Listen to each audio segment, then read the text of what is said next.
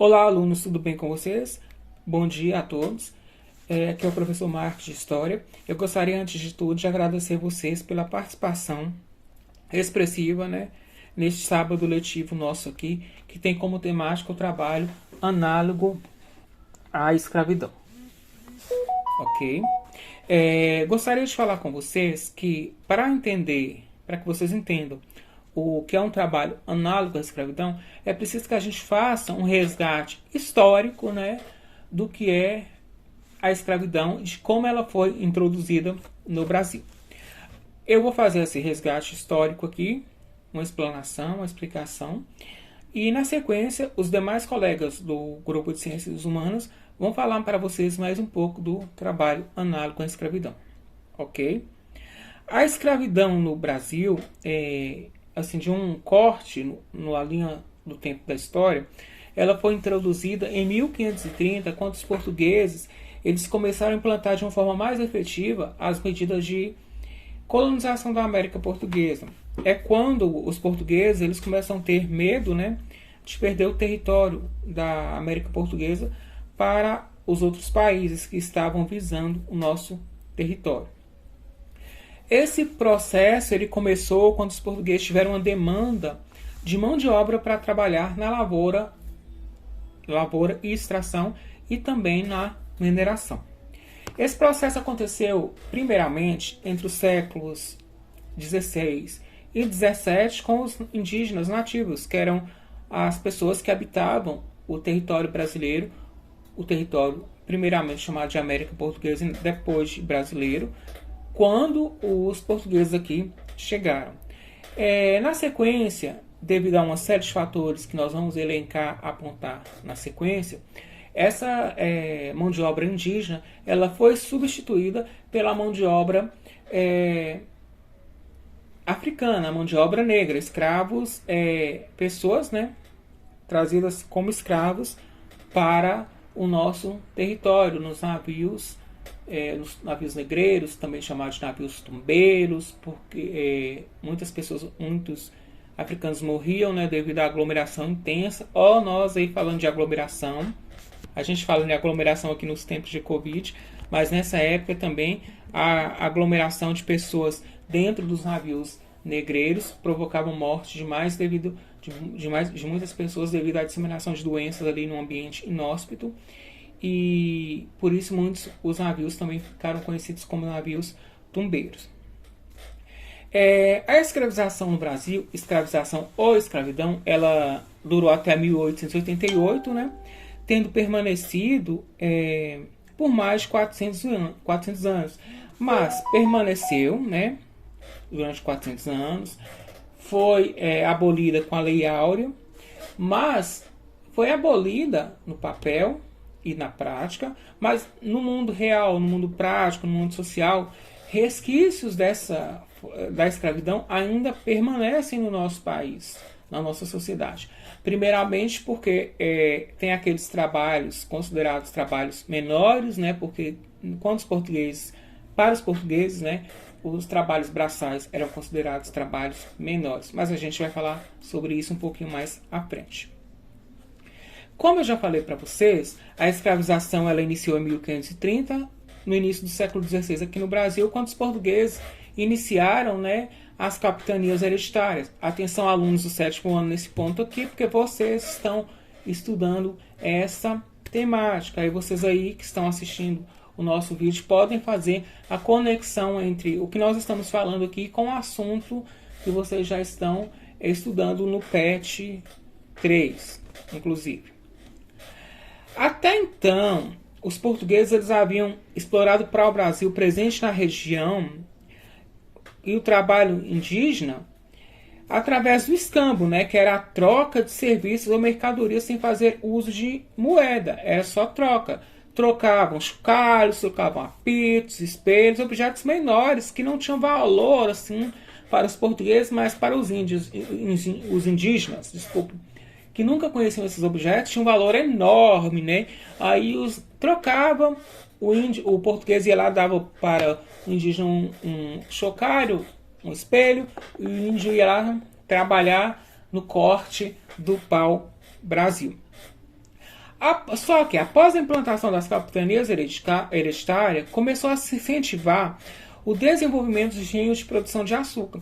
E para trabalhar nesse engenho de produção de açúcar, onde as atividades de trabalho eram consideradas assim, mais tinham que as pessoas tinham ter uma maior capacitação, eram atividades mais complexas e além disso demandavam grande quantidade de trabalhadores braçais, que ressaltando aqui novamente o que eu falei agora há pouco, atividades braçais eram consideradas menores, atividades inferiores pelos portugueses.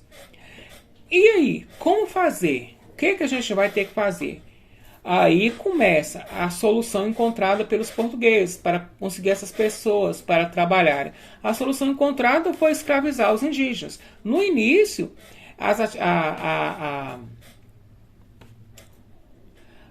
atividade do indígena era feita através do escambo, que era troca. Não tinha uma exploração, né? Porque era um objeto sem valor para os portugueses, que na ótica dos indígenas tinha valor, mas havia uma troca. Mas não deixa de ser um pouco de escravização e exploração. Só que aqui, quando vai começar os engenhos de cana-de-açúcar, aí sim, os portugueses veem como única forma de ter essa mão de obra para trabalhar nos serviços braçais é escravizar mesmo os indígenas. Então, a escravização dos indígenas, estima-se que até o século XVI, os indígenas tinham sido a única mão de obra que os portugueses escravizaram aqui no território da América Portuguesa. Quando então, a partir do século XVI e durante o século XVI, começam a introdução dos africanos, né? E a partir de então os africanos se tornam a maior parte dos escravos no Brasil. Para os portugueses era muito barato escravizar o indígena em relação ao africano, porque já estava ali, né? Já está no território ali da América Portuguesa, não precisa mandar navios, lotar navios, aglomerar navios. Olha, a gente falando em aglomeração, colocar o máximo possível e também o impossível de negros africanos dentro dos tumbeiros e mandar para o Brasil, porque é um gasto já locomover, pegar um navio e ir na África trazer cheio de africanos. Demandava dinheiro. E os indígenas já estavam aqui. Apesar disso, uma série de fatores tornava essa prática muito problemática e conturbada, a substituição dos indígenas pelos africanos.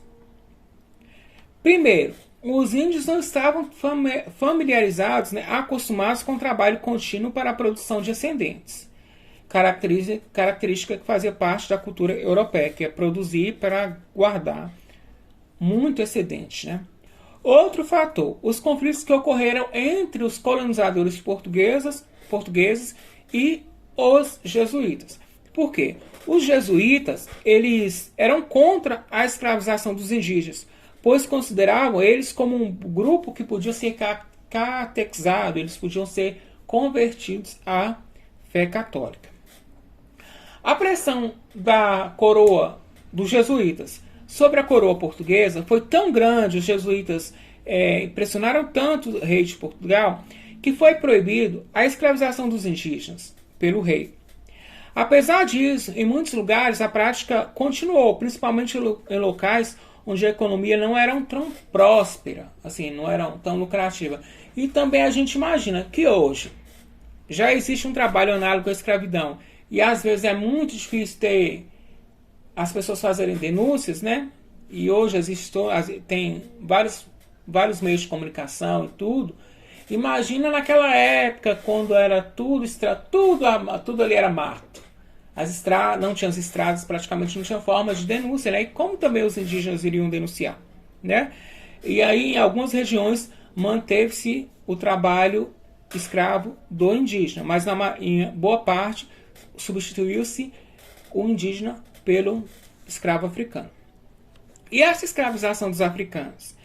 Primeiramente, voltando um pouco na linha do tempo. Em 1550, começaram a chegar os primeiros africanos ao Brasil, trazidos por meio do tráfico negreiro. Atentem-se a isso. Os portugueses, eles possuíam feitorias instaladas desde o século XV, né? E mantinham relações comerciais com os reinos africanos, que incluíam a compra de escravos. Essa colonização no Brasil foi se desenvolvendo e a necessidade por mais mão de obra, né, era cada vez maior, o que fez com que o comércio de escravos africanos eles prosperassem muito, né? Ia dar lucro para os portugueses, iam dar lucros para os vendedores de escravos e todo mundo ficaria feliz, tranquilo, menos os escravos, né, que eram retirados à força dos seus reinos em Portugal. Em Portugal não, na África, desculpe. Eram retirados os seus reinos africanos pelos portugueses, corrigindo aqui a fala. O tráfico negreiro era, sempre a gente tem que levar em mente que o tráfico era lucrativo, né? Sempre tem a questão do dinheiro mandando aí. Os escravos vinham para o Brasil amontoados, né, nos navios tumbeiros e eram vendidos nos portos brasileiros, onde os navios atracavam. Durante a longa viagem até o Brasil, muitos morriam, né? Infelizmente, a única forma de não contaminar os demais escravos que estavam ali presos, os corpos dos mortos eram lançados ao mar. E a gente tem que levar em consideração, além da aglomeração de escravos em espaço, né? Não é que o espaço era pequeno, era porque ali colocavam muito, né? Um espaço até grande, mas colocavam uma quantidade de escravos acima do limite permitido, né? E os escravos também, durante a travessia, que demorava muito tempo, né? Até meses, eles alimentavam mal, já ia se deteriorando a saúde em razão da má alimentação e porventura alguma doença que já tinham. Os escravos africanos, primeiramente, eles atenderam às demandas da produção de açúcar, né, dos engenhos. A jornada era exaustiva, chegando até 20 horas por dia. E, além disso, era marcado pela violência dos senhores de engenho. Atentem-se a essa frase. As jornadas de trabalho eram exaustivas, chegando até 20 horas por dia. E, além disso, eram marcadas pela violência vinda dos senhores de engenho. Se vocês pegarem essa fala que eu acabei de falar aqui, essas frases aí, e associarem aqueles vídeos que nós postamos nos grupos, aqueles vídeos de depoimentos lá, vocês vão ver que situações atuais remetem muito ao trabalho escravo dessa época que a gente está falando aqui, do século XVI e XVII. Tá? O trabalho feito pelos africanos era considerado muito mais pesado do que trabalhar nas plantações. Isso é comprovado pelo fato de que nas moendas, que eram os locais onde moía-se a cana-de-açúcar, era comum ocorrer acidentes em que os escravos acabavam perdendo as mãos ou braços.